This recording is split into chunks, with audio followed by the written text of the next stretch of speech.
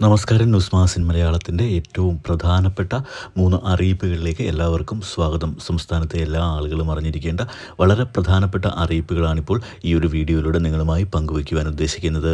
ആദ്യം നമ്മുടെ സാമൂഹിക സുരക്ഷാ പെൻഷൻ വിതരണം സംബന്ധിച്ച് ഏറ്റവും പ്രധാനപ്പെട്ട ഒരു അറിയിപ്പ് വന്നിരിക്കുന്നത്. നാളെ മുതൽ സംസ്ഥാനത്ത് 3200 രൂപ ക്ഷേമ പെൻഷൻ വിതരണം ആരംഭിക്കും എന്നതാണ്. 1600 രൂപ കുടിശ്ശിക കൂടി കൂട്ടിച്ചേർത്താണ് മെയ് മാസത്തെ പെൻഷൻ വിതരണം ചെയ്യുന്നത്.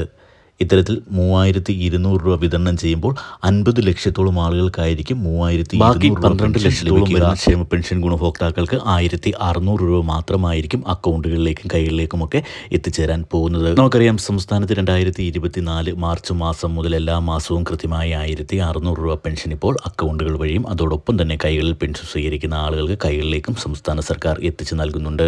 2024 മാർച്ച് മാസത്തിന് മുമ്പ് പെൻഷൻ ലിസ്റ്റിൽ ഉൾപ്പെട്ടിട്ടുള്ള ആളുകൾക്കാണ് കുടിശ്ശികയായിട്ടുള്ള പെൻഷൻ ലഭിക്കുക. അതിനുശേഷം കുടിശ്ശിക ആകാത്തത് കൊണ്ട്, അതായത് സംസ്ഥാനത്തെ പെൻഷൻ വിതരണം കുടിശ്ശിക ആകാത്തത് കൊണ്ട് അതിനുശേഷം പെൻഷൻ ലിസ്റ്റിൽ ഉൾപ്പെട്ടിട്ടുള്ള ആളുകൾക്ക് 1600 രൂപ മാത്രമായിരിക്കും ലഭിക്കാൻ പോകുന്നത്. സംസ്ഥാനത്തെ പെൻഷൻ വിതരണം ഈ മാസം 21-ാം തീയതി ആരംഭിക്കുമെന്ന് ആദ്യം റിപ്പോർട്ടുകളൊക്കെ വന്നിരുന്നെങ്കിലും ചില സാങ്കേതിക കാരണങ്ങളാൽ വിതരണം ചെയ്യാൻ കഴിയാത്ത സാഹചര്യത്തിൽ ഈ മാസം 24-ലേക്ക് മാറ്റുകയായിരുന്നു. നാളെ ഉച്ചകഴിഞ്ഞ് 2 മണി മുതൽ അക്കൗണ്ടുകളിലേക്ക് പെൻഷൻ എത്തിച്ചേരുമെന്നാണ് സംസ്ഥാന സർക്കാരിൻ്റെ ഭാഗത്തുനിന്ന് വന്നിരിക്കുന്ന അറിയിപ്പ്.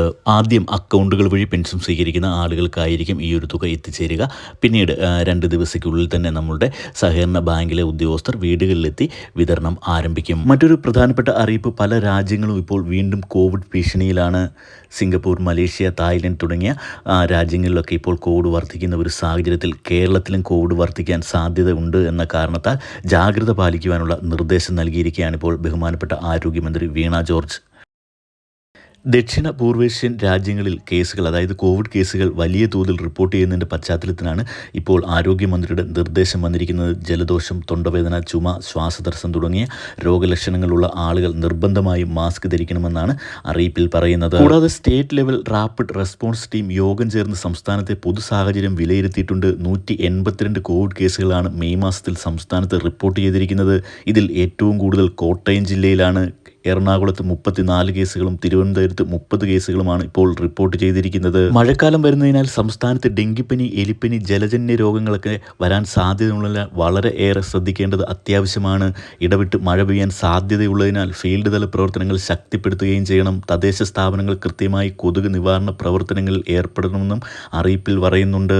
കേരളത്തിൽ കോവിഡ് കേസുകൾ വർദ്ധിക്കുന്ന സാഹചര്യത്തിൽ പ്രായമായവരും ഗർഭിണികളും ഗുരുതര രോഗമുള്ളവരും പൊതു ഇടങ്ങളിലും യാത്രകളിലും മാസ്ക് ധരിക്കുക. ആശുപത്രികളിലൊക്കെ മാസ്ക് നിർബന്ധമാക്കിയിരിക്കുകയാണ്. ആരോഗ്യ പ്രവർത്തകർക്ക് മാസ്ക് നിർബന്ധമാണ്. അനാവശ്യ ആശുപത്രി സന്ദർശനങ്ങളൊക്കെ ഒഴിവാക്കുക. ഒപ്പം തന്നെ ഏതെങ്കിലും സാഹചര്യത്തിൽ ആരോഗ്യ പ്രവർത്തകരുടെ നിർദ്ദേശങ്ങളൊക്കെ വന്നു കഴിഞ്ഞാൽ അത് പാലിക്കുവാൻ എല്ലാ ആളുകളും തയ്യാറാകുക.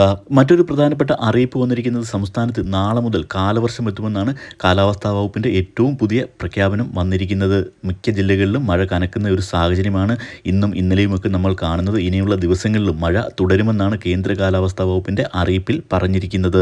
ഇന്ന് സംസ്ഥാനത്തെ 12 ജില്ലകളിൽ യെല്ലോ അലർട്ട് പ്രഖ്യാപിച്ചിരിക്കുകയാണ്. പത്തനംതിട്ട, ആലപ്പുഴ, കോട്ടയം, എറണാകുളം, ഇടുക്കി, തൃശൂർ, പാലക്കാട്, മലപ്പുറം, കോഴിക്കോട്, വയനാട്, കണ്ണൂർ, കാസർഗോഡ് എന്നീ ജില്ലകളിലാണ് യെല്ലോ അലർട്ട് പ്രഖ്യാപിച്ചിരിക്കുന്നത്.